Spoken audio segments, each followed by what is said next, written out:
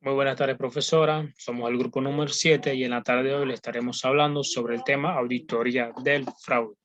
Nuestro grupo está conformado por los estudiantes Emerson Valdés, mi persona, Yulisa Hawking, Noel Murillo, Mayra Delgado, Justin Jim y la compañera Natalie Castillo. Como primer punto le estaré hablando sobre los tipos de fraude, pero antes de entrar a lo que son los tipos de fraude, le estaré definiendo de manera brevemente el concepto de fraude.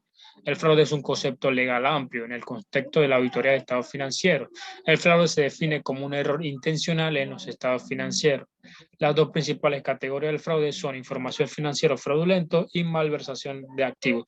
Aquí nos dice brevemente que el fraude es un error que se comete de manera intencional buscando un beneficio personal o mutuo, ya que el fraude no solo se puede cometer por una persona, sino por varias.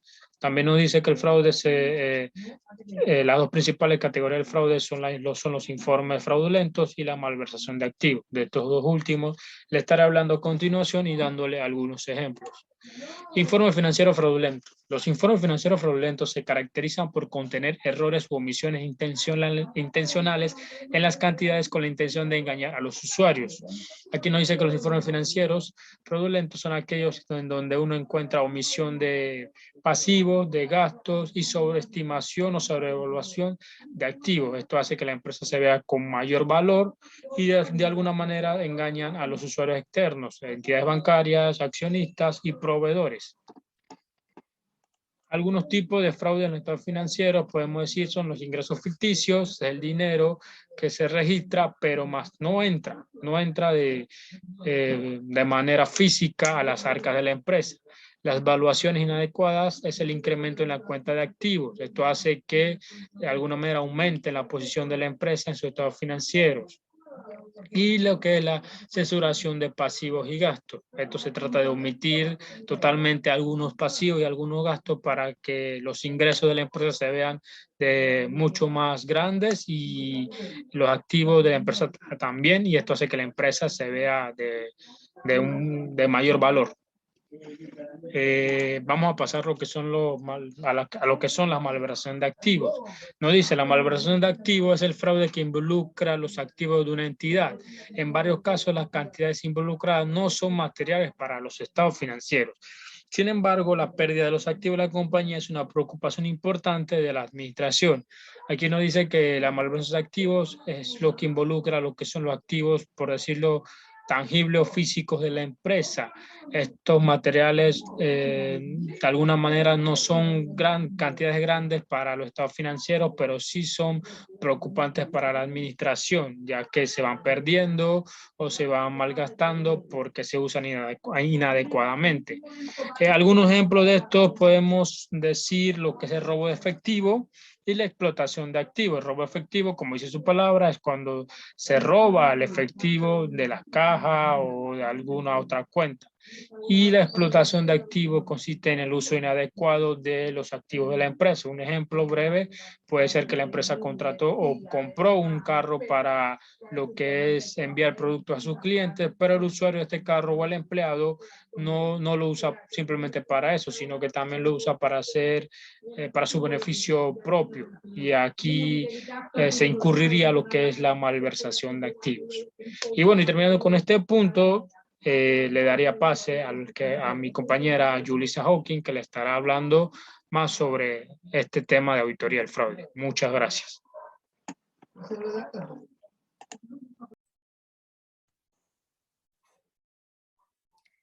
Hola, mi nombre es Mayra Delgado y en este punto de nuestra exposición yo les hablaré acerca de la evaluación del riesgo de fraude. El escepticismo profesional.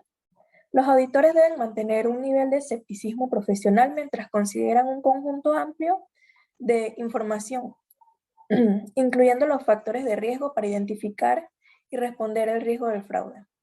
El auditor tiene la responsabilidad de responder al riesgo del fraude mediante la planeación y realización de la auditoría con el fin de lograr una seguridad razonable de que se detectarán errores de importancia, ya sea debido a errores o fraude. La mentalidad del cuestionamiento. Durante la planeación, cada auditoría, el personal del compromiso debe discutir la necesidad de mantener una mentalidad del cuestionamiento a lo largo de toda la auditoría, en la identificación de riesgo de fraude y evaluación de la evidencia de auditoría.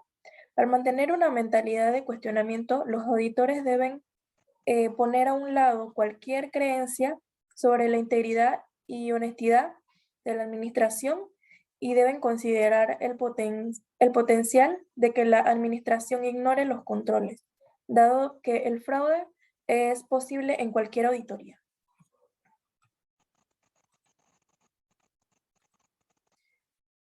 Evaluación crítica de la evidencia de auditoría. Los auditores deben sondear todas las cuestiones, adquirir evidencia adicional según sea necesario y consultar con otros miembros del equipo. Por ejemplo, un auditor puede descubrir una venta del año actual que se debió reflejar de manera adecuada como una venta en el año siguiente. En lugar de concluir que el error es un incidente aislado, el auditor debe evaluar las razones del error, determinar si fue intencional o no y considerar si es probable que ocurrieran otros errores. Fuente de información relativa a los riesgos del fraude.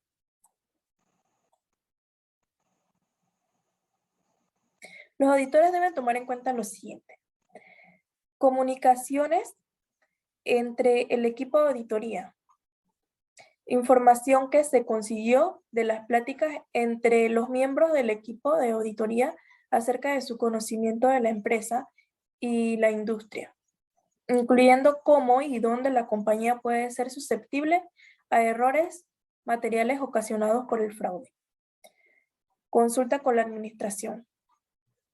Son las respuestas a los interrogatorios del auditor a la administración en lo referente a cuál es su punto de vista de los riesgos del fraude, programas existentes y controles para tratar los riesgos específicos de fraude identificados. Factores de riesgos. Son aquellos factores específicos para los informes financieros fraudulentos y malversación de activos.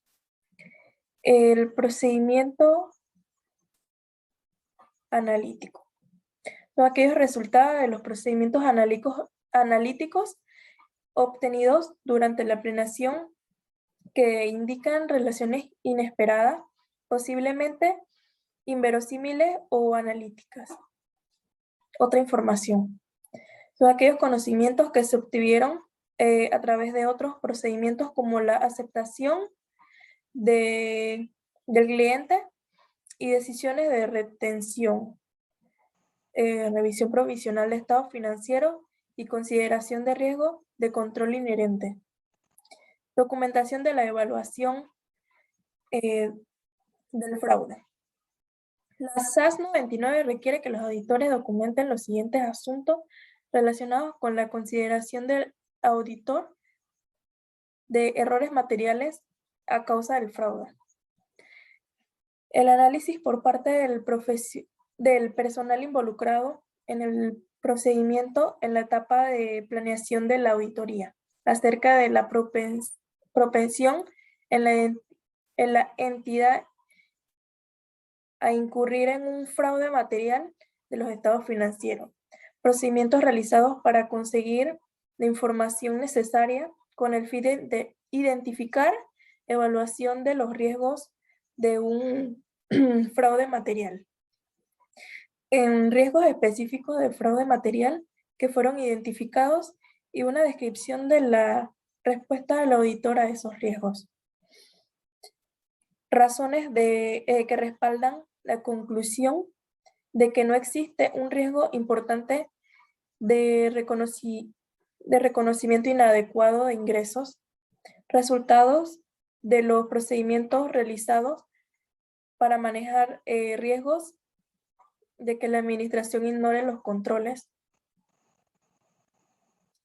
la naturaleza de las comunicaciones acerca del fraude que se realizaron para la administración, el comité de auditoría u otros.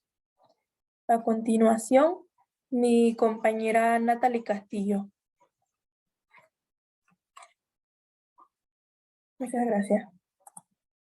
Buenas tardes, mi nombre es Yulisa Hawking. En el día de hoy voy a hablarles sobre las condiciones por las que se genera un fraude.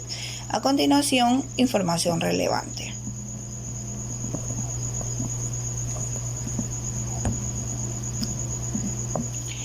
Condiciones para que se genere un fraude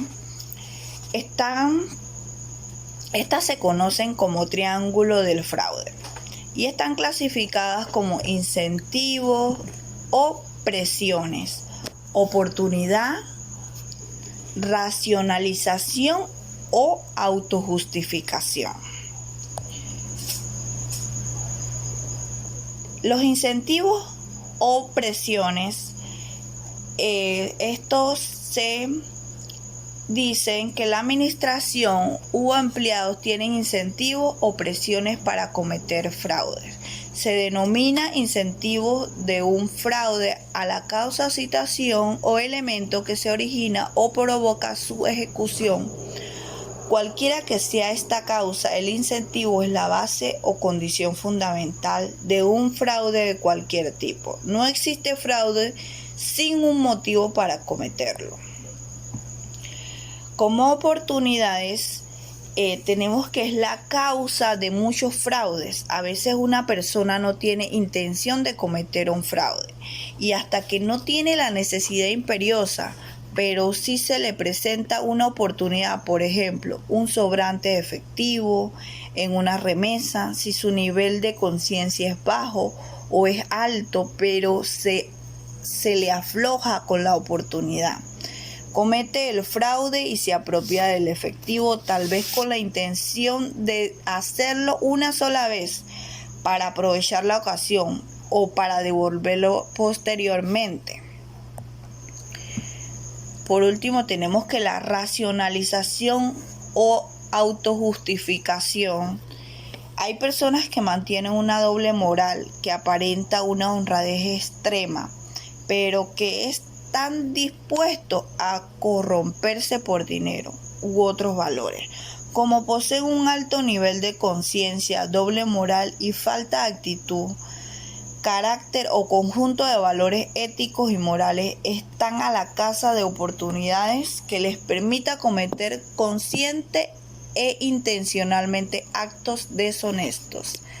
Gracias. A continuación, nuestra compañera Mayra.